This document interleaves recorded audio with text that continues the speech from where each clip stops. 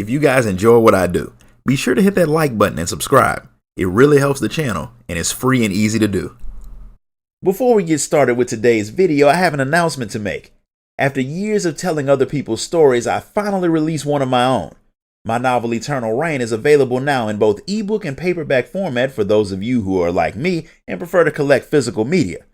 You can grab a copy right now on Amazon through the link in the description of this video. And now back to our regularly scheduled program. While wandering around Ul'dah and getting ready for a trip to the New World, the Warrior of Light comes across a weaver that needs an adventurer to help with an issue at their guild. Somebody put in an order for some clothes and they are refusing to pay their bill. The guy claims to be something called a Viper, so most of the weavers expected him to cause a problem anyway because he's kind of weird. But since he's not small or unarmed, they need somebody who's a little bit more combat savvy to deal with him, so you go to see what all of the fuss is about. The Viper guy does come off as a bit strange, since the first thing he does when he sees the Warrior of Light is ask her if she knows where there are some good monsters to hunt. The Viper's name is Keshqua, and he's from Taral. He's a part of an order of dual blade wielding monster hunters, and he's not trying to skip out on his bill. He's just used to being able to hunt creatures for people in exchange for getting what he needs. He came to Eorzea on a hunt, and after fighting a lot of stuff along the way, his clothes weren't exactly looking good, so he needed to replace them, which is how he ended up in Ul'dah dealing with the weavers. The weavers would prefer to get money for their work, but since back home the elders of the Viper Guild deal with the whole money side of things, Keshqua doesn't have any cash on him. Since murdering monsters is the only way that he can pay his bill, the weaver decides to let him do just that because one of his co-workers did say that a wild creature had attacked one of their supply trains. The creature that did it was something that didn't seem to be native to the area, and some people think it may have escaped from the Colosseum.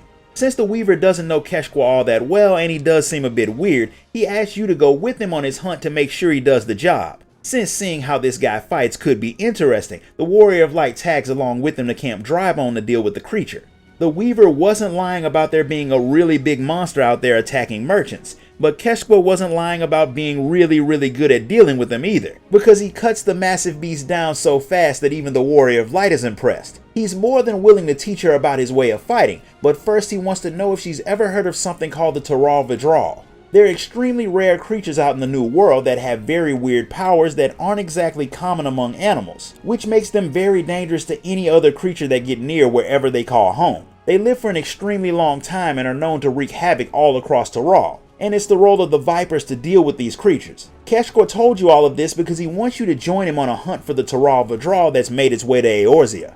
The Warrior of Light has never been one to pass up learning new ways to cancel people's subscription to life, so she agrees to help him with his hunt after they let the Weaver know that the beast has been dealt with.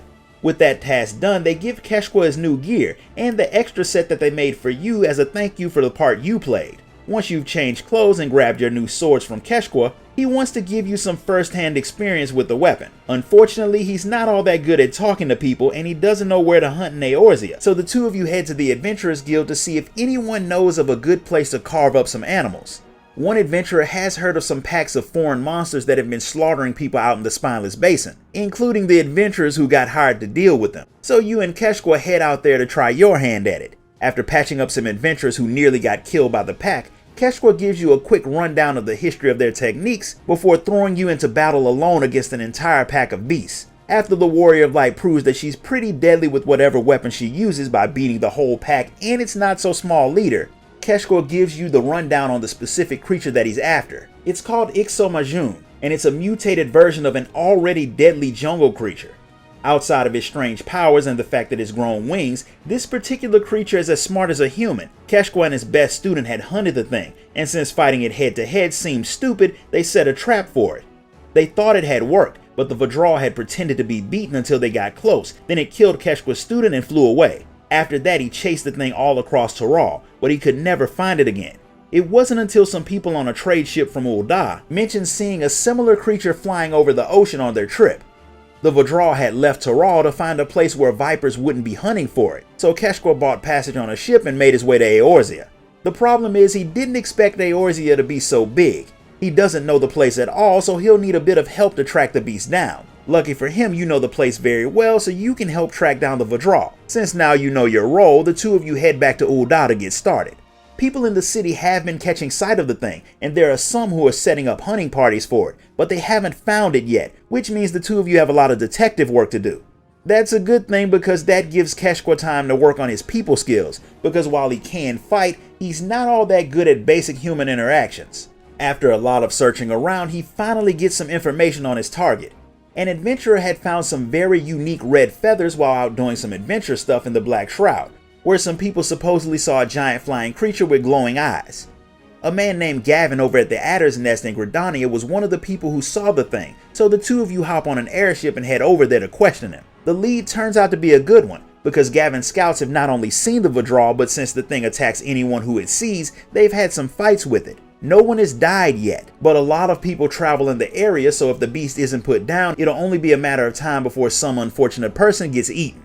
The Adders are already sending out people to hunt for the thing, and since Keshqua's main goal is to see it dead by any means, he has no problem working with them to finish it off. The scouts are being led by Lieutenant Goliath over in Quarry Mill, so that's your next stop. Goliath has been getting help from whoever he could, including a Roganan woman whose parents thought it was a good idea to name her Innocent Stork for some unknown reason. A merchant who had worked for her had seen the Vadral back in Ul'dah, and she's hired a team of expert monster hunters to put the thing down. They didn't come cheap, but having a dangerous creature running around attacking people isn't exactly good for business, so she figures it'll be money well spent to get the thing off the road. Her people aren't that far away, so the Warrior of Light and Keshqua go to see what help they can offer the group. The so-called group of expert hunters don't look like top-ranking hires, and they don't seem all that excited to have the two of you along, since the more people involved in the hunt, the smaller their cut of the profit is. Not only that, they plan on taking the creature in alive, something that Keshqua is positive is not a good idea. There are clear signs of the beast setting up shop in the area, and Keshqua is sure that it left those signs on purpose, just to lure out the people hunting it. The other hunters think they're smarter than the Viper, and since it's not a good idea to work with people you can't trust, the Warrior of Light and Keshqua go to wait on the path that the Vadral will run if it gets away from the hunters. It doesn't take long for the two of you to hear them scream, and when you go to see what happened, you find one of them badly wounded. The rest of them are nowhere to be seen.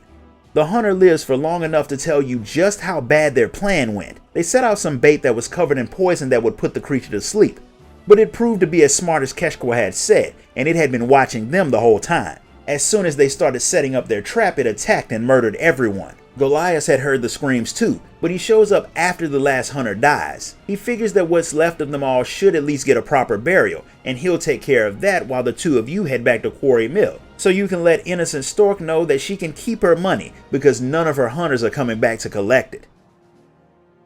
And that's where we're going to stop for today.